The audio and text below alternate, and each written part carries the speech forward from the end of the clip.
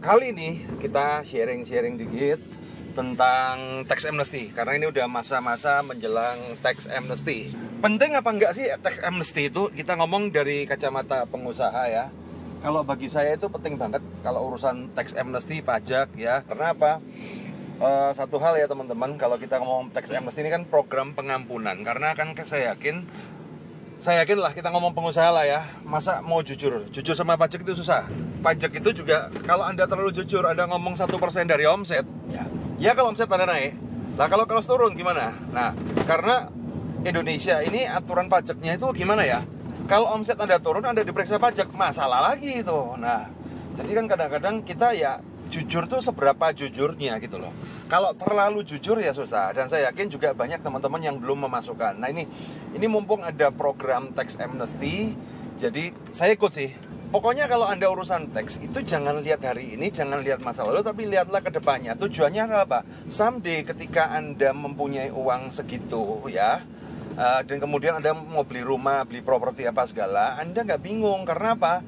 Saya banyak sekali lihat teman-teman saya pengusaha itu bingung, mau beli rumah takut pajak, beli mobil takut pajak. Nah kemudian ketika saya ada promo tax amnesty, ada yang tanya juga, ada yang nyeletuk tuh ya kan, lu ngapain ikut seminar, ngapain pakai konsultan, gratis aja bisa ya. Ya silakan, kalau Dinas Pajak memberikan konsultasi sebanyak-banyaknya tentang tax amnesty gratis, memang silakan datang aja ke kantor pajak. Tapi pertanyaan saya teman-teman, Anda harus paham teman-teman bahwa tujuan dari tax amnesty nomor 1 itu adalah negara mencari pemasukan. Dah, intinya kalau gampang-gampangnya gini loh. Dah, pokoknya kamu ngaku dosamu yang di masa lalu tak ampunin. Tapi setelah itu ya kerja yang benar, bayar pajak yang benar. Karena nomor 2 yang dimaksud ya dengan adanya tax amnesty itu sebenarnya pemerintah di pajak itu sedang mengumpulkan database. Jadi setelah Anda ngaku punya uang 5 miliar, kemudian Anda ngaku bahwa omset Anda sebulan adalah mungkin 200 juta, 300 juta, ya setelah Anda ngaku, setelah itu ya bayar pajaknya ya sesuai dengan undang-undang yang berlaku, teman-teman ya. Nah pertanyaan saya Bapak Ibu sekalian, kalau Anda mau konsultasi gratis sama pajak boleh. Tapi pertanyaan saya, ketika Anda berkonsultasi pajak, maka Anda harus membuka borok Anda harus membuka daleman Anda. Nah pertanyaan saya, seberapa mau Anda berbugil ria di hadapan petugas pajak? Itu problemnya teman-teman.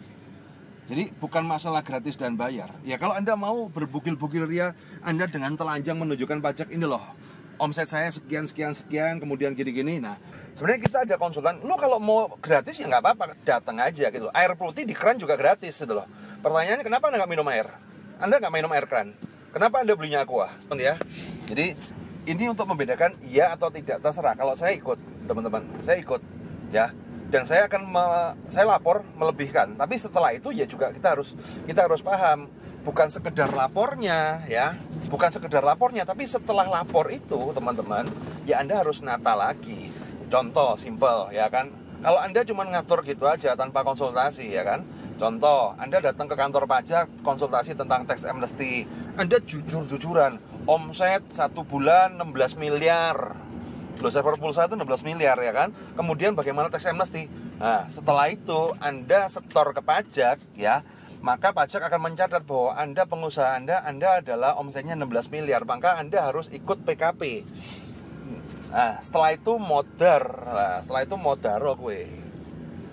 Harapkan contoh bagi teman-teman yang berbisnis pulsa, ayo gula yang Anda persaingan profit marginnya cuma 2%, kemudian Anda jujur-jujur aja ngaku 1%, modaro. Tapi setelah pelaporan itu juga penting, karena apa?